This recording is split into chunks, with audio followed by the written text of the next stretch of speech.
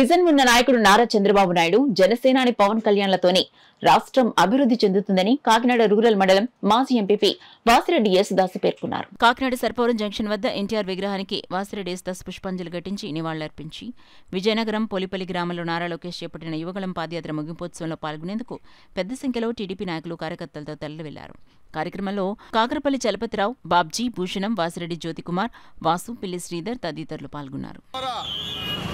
ఈ ప్రభుత్వాన్ని కళ్ళు తెరిపించాలని, ఈ ప్రభుత్వంలో ఉన్న అవినీతిని అంతా బయటికి తీయాలని తెలుగుదేశం పార్టీ చంద్రబాబు నాయుడు గారు, లోకేష్ గారు, పవన్ కళ్యాణ్ గారు కూడా ఇవాళ అనేక విషయాలు మేనిఫెస్టోను కూడా రిలీజ్ చేస్తారు.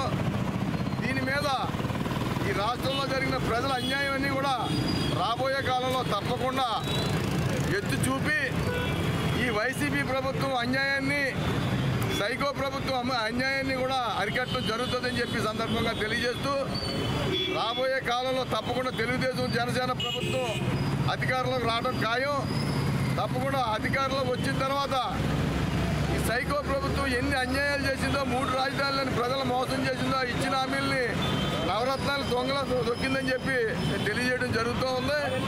తప్పకుండా ప్రజలకు న్యాయం జరుగుతుంది, ప్రజాప్రభుత్వం రాబోతుందని చెప్పి సందర్భంగా తెలియజేస్తారు.